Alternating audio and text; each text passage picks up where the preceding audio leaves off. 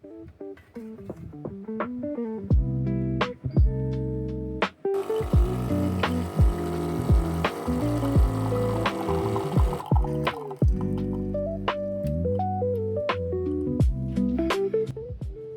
in hand. Hello everyone, I'm Shane Russell and I've decided to make a YouTube video channel on how to restore my motorcycle, which is a Kawasaki Zr7, which I purchased almost 2 years ago. It has no service history with it.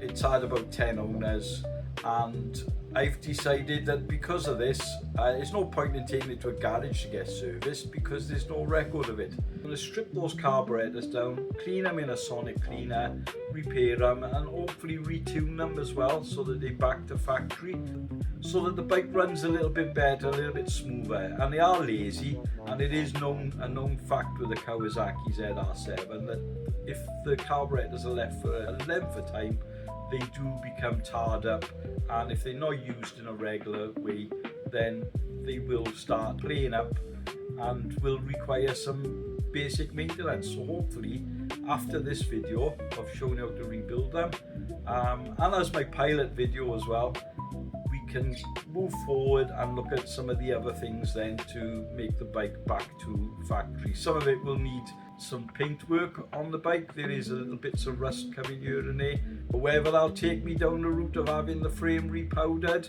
or, you know, sending the tank away to be resprayed, I haven't done much in engineering for many years. I'm no expert, it's a learning curve, and any input, mine will be an appreciation.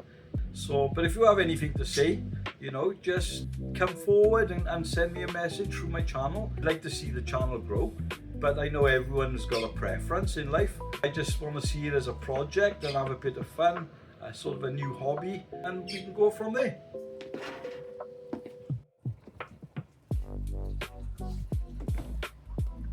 I've just got some wash and wax as like a pre-wash, and I've got some snow foam to put over the pre-wash, and then we're just gonna wash it over and then rinse it off basically. So I've got to put in there about 1 in 10. Now there's a little bit of some old stuff in there. I'm not worried about that at all.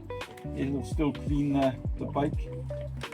So I'm going to use some of this soap foam, and then I'm going to top it up with warm water. Warm water is best. It loosens up the snow foam and it applies better to the bike. So I'm just going to put about 10% in there as a guess. Maybe a bit rich, but I don't care. And I'm just going to put a little bit in there just to give it a bit of a, so the bike can have a nice bit of wax to keep any other dirt and rubbish off it.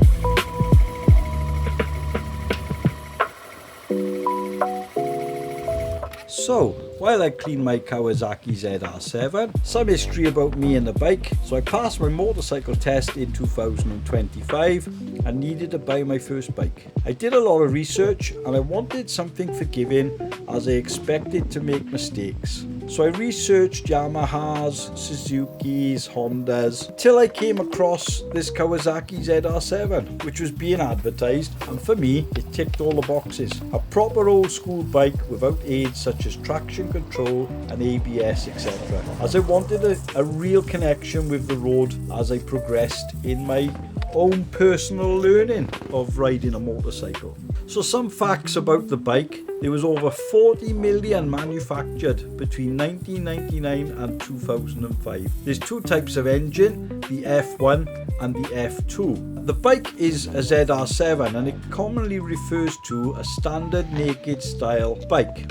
Z being 0, so 0 fairing, R being for road bike, and 7 being for 750cc, or more accurately, a 738cc air-cooled engine. It has a nice riding posture and it offers everyday versatility, which makes it a great commuter. Sadly, during its production, this bike was a bit of an underdog. Kawasaki used it as a stopgap between bike models, using an older air-cooled engine with approximately 79 horsepower. At the time, other models came out like Suzuki with water-cooled engines and more modest horsepower, leading people to choose them over the Kawasaki. However, what came out with the Kawasaki was a very comfortable and reliable bike, and even with its 79 horsepower, it's still fairly modest. This bike is my forever bike and my first bike, so I want to restore it to factory,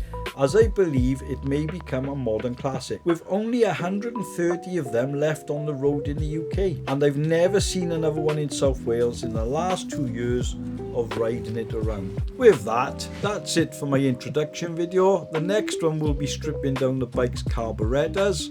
I hope you enjoyed the video. It's the first time of doing anything like this, and I wanted it to be a multi-part series just to see how we go and possibly drum up some interest. And if it all goes to plan, we can make some more videos. So thank you for watching.